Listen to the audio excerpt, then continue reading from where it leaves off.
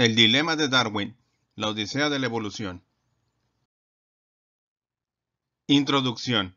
La exégesis de la evolución como concepto ha ocupado las vidas de 1 millar de científicos.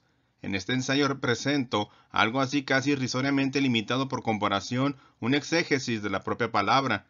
Intentaré seguir el rastro de cómo el cambio orgánico pasó a denominarse evolución. La historia resulta compleja y fascinante como ejercicio de anticuario de detección etimológica. Pero en realidad hay en juego más cosas, ya que un antiguo uso de esta palabra ha contribuido a la malinterpretación más común y aún vigente entre los legos de lo que quieren decir los científicos al hablar de evolución. Empecemos con una paradoja. Charles Darwin, Jean-Baptiste Lamarck y Ernst Haeckel, los más grandes evolucionistas del siglo XIX de Inglaterra, Francia y Alemania, respectivamente, no utilizaron la palabra evolución en las ediciones originales de sus grandes obras. Darwin hablaba de descendencia con modificación, Lamarck de transformismo, Haeckel prefería Transmutations Theory o Descendance Theory. ¿Por qué no utilizaron el término evolución y cómo adquirió su actual nombre en la historia del cambio orgánico? Darwin eludía el término evolución como descripción de su teoría por dos motivos. En sus tiempos, para empezar, la evolución tenía ya un significado técnico en biología. De hecho, describió una teoría embriológica irreconciliable con los criterios de Darwin acerca del desarrollo orgánico. En 1744, el biólogo alemán Albrecht von Haller había acuñado el término evolución para la teoría de que los embriones se desarrollaban a partir de homúnculos preformados que iban dentro del huevo o el esperma, y que, por fantástico que pueda parecernos hoy en día, todas las generaciones futuras habían sido creadas en los ovarios de Eva o en los testículos de Adán, dispuestos como las muñecas rusas, unas dentro de otras, un homúnculo en cada uno de los óvulos de Eva, un homúnculo más diminuto en cada óvulo del homúnculo, y así sucesivamente. Esta teoría de la evolución o preformación tenía sus oponentes en los epigenetistas, que creían que la complejidad de la forma adulta surgía de un huevo inicialmente informe. Haller eligió el término cuidadosamente, ya que volvere en latín significa desenrollar. Así el diminuto homúnculo se desplegaba de su alojamiento originalmente pequeño y se limitaba a crecer de tamaño en el transcurso de su desarrollo embrionario. No obstante, la evolución embriológica de Haller parecía excluir la descendencia con modificación de Darwin. Si toda la historia de la raza humana estaba preempaquetada en los ovarios de Eva, ¿cómo iba a poder la selección natural o ninguna otra fuerza, si a eso vamos, alterar el curso predeterminado de nuestra estancia en la Tierra? Nuestro misterio parece ir en aumento. ¿Cómo pudo transformarse el término de Haller en algo prácticamente opuesto? Esto fue posible solo porque la teoría de Haller estaba ya agonizando en 1859. Tras su defunción, el término que Haller había empleado quedó disponible para otros fines. Evolución, como descripción de la descendencia con modificación de Darwin, no deriva de un significado técnico anterior, más bien constituye una expropiación del término vernáculo. Evolución en tiempos de Darwin se había convertido en una palabra inglesa común con un significado diferente al técnico de Haller. El Oxford English Dictionary le sigue la pista hasta un poema de H. Moore de 1647. La evolución de formas externas se despliega en el vasto espíritu del mundo, pero esto era un desplegarse en un sentido muy diferente al buscado por Haller. Implicaba la aparición en sucesión ordenada de una larga serie de acontecimientos, y más importante, daba cuerpo a un concepto de desarrollo progresivo, un despliegue ordenado desde lo simple hasta lo complejo. El Oxford English Dictionary prosigue: el proceso de desarrollo de un estado rudimentario a uno maduro o completo. Así pues, el término evolución en el habla vulgar estaba firmemente vinculado al concepto de progreso. Darwin sí utilizó la palabra evolución en este sentido vernáculo. De hecho, es la última frase de su libro. Hay grandeza en esta visión de que la vida, con sus diversas facultades, fue originalmente alentada en unas pocas formas o en una sola, y que mientras este planeta ha ido girando según la ley fija de la gravitación, a partir de un principio tan simple, hayan evolucionado formas supremamente hermosas y maravillosas y sigan haciéndolo. Darwin decidió utilizar la palabra en este pasaje porque deseaba contrastar el flujo del desarrollo orgánico con la fijeza de las leyes físicas como la gravitación, pero era una palabra que utilizaba muy rara vez, ya que rechazaba explícitamente la común ecuación de lo que hoy en día denominamos evolución con cualquier noción de progreso. En un famoso epigrama, Darwin se recordaba a sí mismo que jamás debía decir superior o inferior al describir la estructura de los organismos, porque si una amiba está igual de bien adaptada a su ambiente como lo estamos nosotros al nuestro, ¿quién tiene derecho a decidir que nosotros somos criaturas superiores?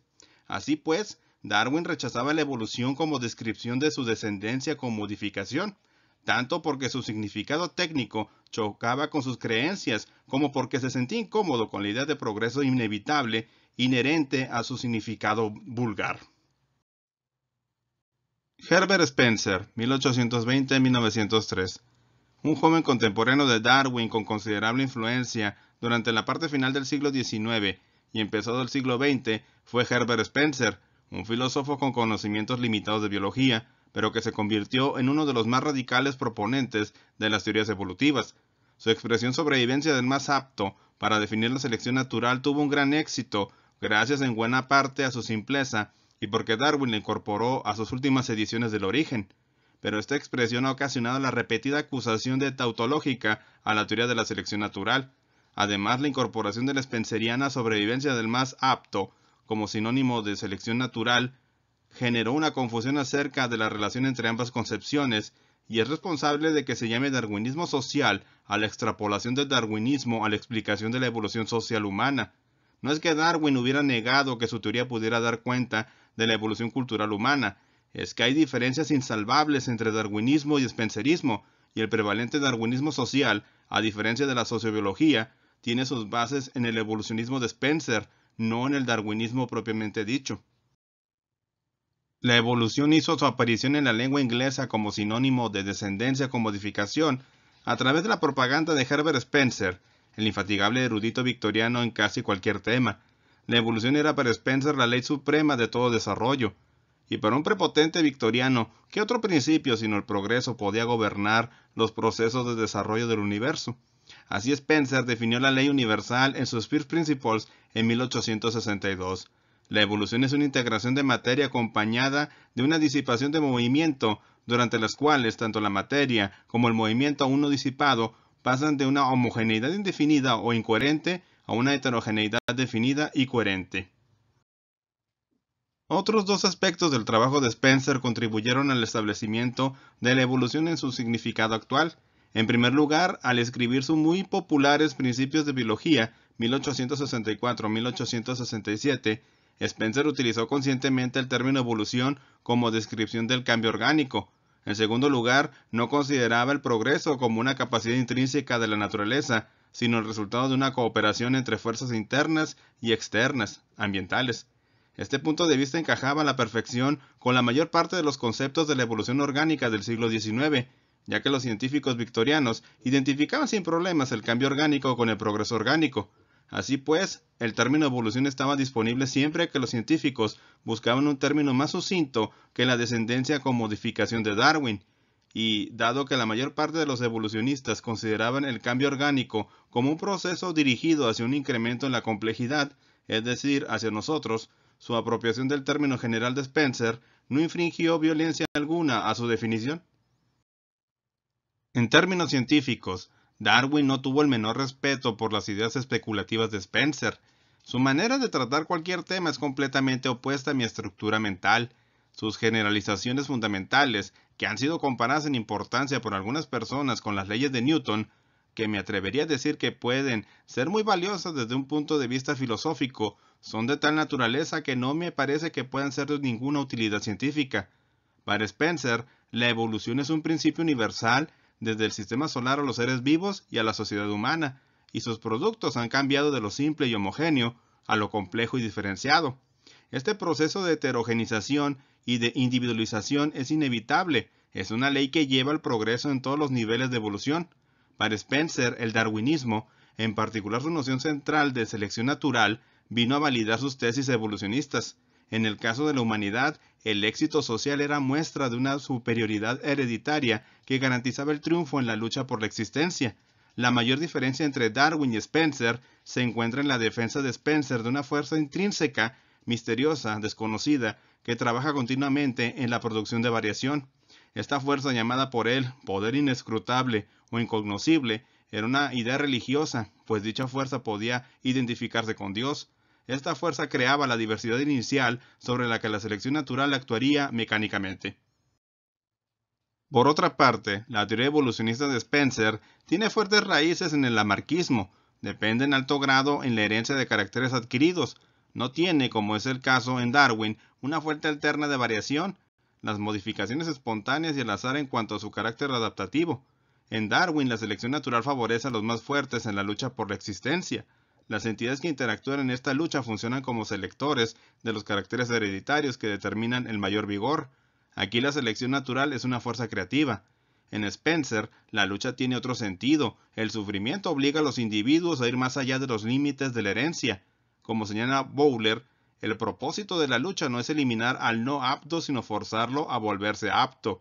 Las miserias que siguen al fracaso son la mejor manera posible de educar al débil para que sea más industrioso y emprendedor en el futuro. Eliminar la estupidez congénita es solo un factor secundario. La vasta mayoría de la gente tiene la habilidad de funcionar adecuadamente en el mundo con solo poner su mente en ello, y la ventaja del individualismo sin restricciones es que fuerza a cada uno a maximizar sus esfuerzos y explotar su iniciativa por completo. Para Spencer, los cambios logrados serían convertidos en hereditarios y solo los incapaces de cambiar serían eliminados. Spencer, como Ernest Haeckel, no aceptó la participación del azar en la evolución. Para él, toda estructura y toda función tiene su propósito, y este tiene siempre que ver con el progreso. La definición de evolución de Spencer no puede ser más direccional. Hay en ella una tendencia eterna hacia el aumento en la complejidad. La evolución es una integración de la materia y la concomitante disipación de movimiento, durante la cual la materia pasa de una incoherente e indefinida homogeneidad a una definida heterogeneidad coherente. La concepción de Spencer hace análogos el desarrollo histórico y el desarrollo del organismo individual, evolución y ontogenia. De ahí su carácter teleológico. En la evolución como en el desenvolvimiento embrionario, todo está previsto. No obstante, no deja de ser irónico que el padre de la teoría evolutiva se quedara prácticamente solo en su insistencia en que el cambio orgánico llevaba tan solo a una mayor adaptación y no a ningún ideal abstracto de progreso definido por la complejidad estructural o por una creciente heterogeneidad. Jamás debe decirse superior o inferior. Si hubiéramos prestado atención a la advertencia de Darwin, nos habríamos ahorrado buena parte de la confusión y de los malentendidos que existen hoy en día entre los científicos, que hace ya largo tiempo han abandonado el concepto de la necesaria ligazón entre evolución y progreso por considerarla un prejuicio antropocéntrico de la peor especie. No obstante, la mayor parte de los profanos siguen identificando la evolución con el progreso y definen la evolución humana no simplemente en términos de cambio, sino como un incremento de la inteligencia, la estatura o alguna otra medida de supuesta mejora. En lo que bien podría ser el documento antievolutivo de mayor difusión de nuestros tiempos, el panfleto «¿Llegó aquí el hombre por evolución o por creación?», de los Testigos de Jehová, se proclama: la evolución en términos muy sencillos significa que la vida progresó de los organismos unicelulares a su estado más elevado, el ser humano, por medio de una serie de cambios biológicos que tuvieron lugar en el transcurso de millones de años. El simple cambio dentro de un tipo básico de ser vivo no ha de ser considerado como evolución. Esta falaz identificación de la evolución orgánica con el progreso sigue teniendo desafortunadas consecuencias. Históricamente engendró los abusos del darwinismo social, que el propio Darwin siempre miró con sospecha. Esta teoría desacreditada catalogaba los grupos y las culturas humanas con arreglo a su supuesto nivel de desarrollo evolutivo, con los europeos blancos a la cabeza de la clasificación, cosa poco sorprendente, y los pueblos habitantes de sus colonias conquistadas a la saga. Hoy en día sigue siendo un componente primario de nuestra arrogancia global, de nuestra convicción de dominio sobre los millones de especies que habitan nuestro planeta. El dedo que se mueve ya escrito, por supuesto, y nada puede hacerse. No obstante, me apena un tanto que los científicos hayan contribuido a un malentendido fundamental eligiendo una palabra vulgar que significa progreso para sustituir al nombre menos eufónico, pero más preciso, de descendencia con modificaciones de Darwin. Así llegamos al final de este video. Espero que la información que han recibido sea de su interés. Por mi parte no me queda más que agradecerles y esperarlos en el siguiente. Muchas gracias y hasta pronto.